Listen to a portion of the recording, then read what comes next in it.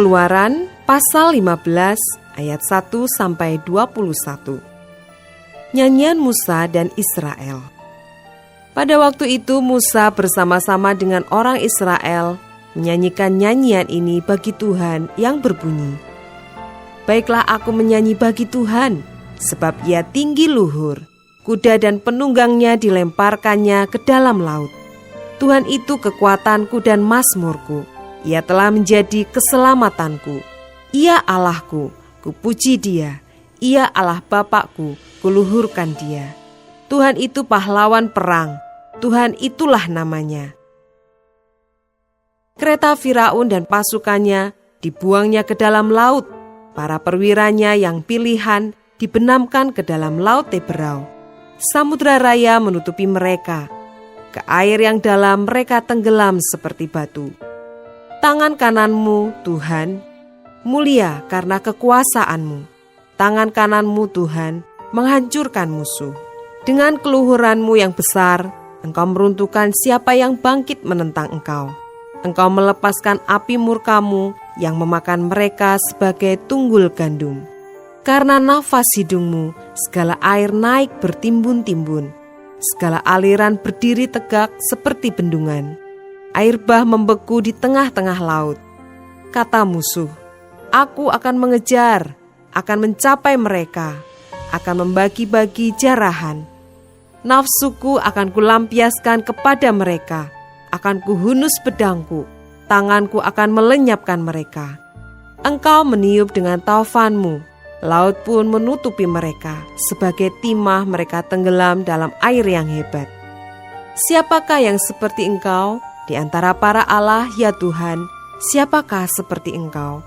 Mulia karena kekudusanmu, menakutkan karena perbuatanmu yang masyhur.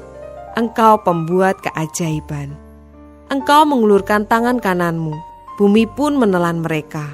Dengan kasih setiamu engkau menuntun umat yang telah kau tebus. Dengan kekuatanmu engkau membimbingnya ke tempat kediamanmu yang kudus. Bangsa-bangsa mendengarnya, mereka pun menggigil. Gentaran menghinggapi penduduk tanah Filistin. Pada waktu itu gemparlah para kepala kaum di Edom. Kedahsyatan menghinggapi orang-orang berkuasa di Moab. Semua penduduk tanah Kanaan gemetar. Ngeri dan takut menimpa mereka karena kebesaran tanganmu. Mereka kaku seperti batu. Sampai umatmu menyeberang, ya Tuhan, sampai umat yang kau peroleh menyeberang. Engkau membawa mereka dan kau cangkokkan mereka di atas gunung milikmu sendiri, di tempat yang telah kau buat kediamanmu. Ya Tuhan, di tempat kudus yang didirikan tanganmu. Ya Tuhan, Tuhan memerintah kekal selama-lamanya.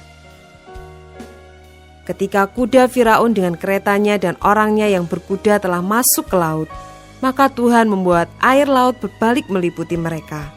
Tetapi orang Israel berjalan di tempat kering dari tengah-tengah laut.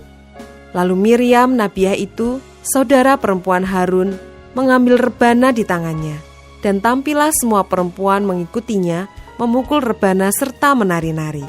Dan menyanyilah Miriam memimpin mereka. Menyanyilah bagi Tuhan, sebab ia tinggi luhur, kuda dan penunggangnya dilemparkannya ke dalam laut.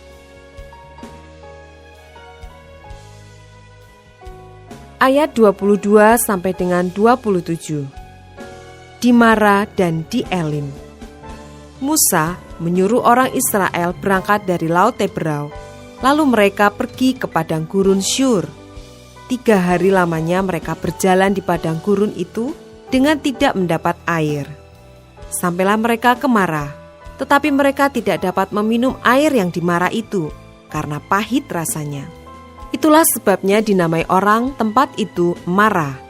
Lalu bersungut-sungutlah bangsa itu kepada Musa. Kata mereka, "Apakah yang akan kami minum?"